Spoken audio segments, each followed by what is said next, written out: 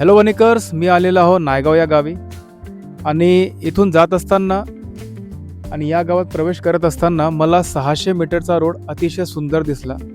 पूर्णपणे डांबरी रोड आहे आणि 600 मीटरचा रोड संपल्याबरोबर आता रोडची ही अवस्था आहे. जागोजागी गड्डे आहेत, गिट्ट्या निघलेल्या आहेत व गावकरी असे म्हणतात की माजी आमदार संजू रेड्डी बोतकुरवार यांच्या प्रयत्नातून तो 600 मीटरपर्यंतचा रोड झाला. त्यांनी आपल्या फंडातून ते काम करून दिलं होतं, परंतु दुर्दैवाने त्यांचा मागच्या निवडणुकीत पराभव झाला व त्यानंतर या रोडचं काम आता अडकलेलं आहे.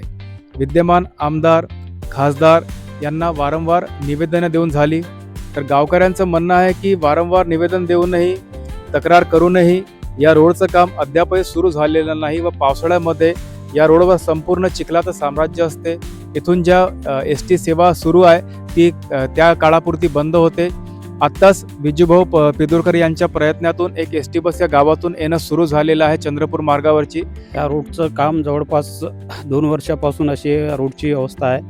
वारंवार आम्ही निवेदन दिलं, PWDकडे दिलं, लोकप्रतिनिधीला सुद्धा आम्ही सांगितल्या रोडच्या समस्या.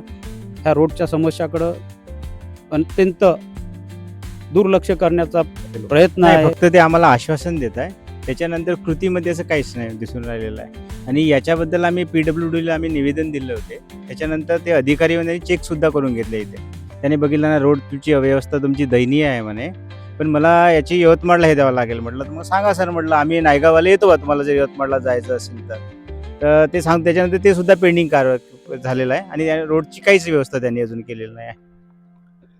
ग्रामीण भागातली परिस्थिती जी आहे ते आपण बघू शकता की अपुरं जे काम असतं, आधे अधुरे, तसं काम इथं सोडून दिलेलं आहे व 600 मीटरपर्यंत तुम्ही चांगल्या रीतीने येता आणि नंतर ज्या तुम्हाला मरण यातना या रोडवर सहन कराव्या लागतात त्याची काही आपण तुलना करू शकत नाही, कारण अत्यंत घाणेरडा आणि खराब असा रोड आहे. वारंवार निवेदन दिलेले आहेत, परंतु अद्यापही जनप्रतिनिधी असो किंवा सरकारी कार्यालय असो याकडे लक्ष देण्यास तयार नाही.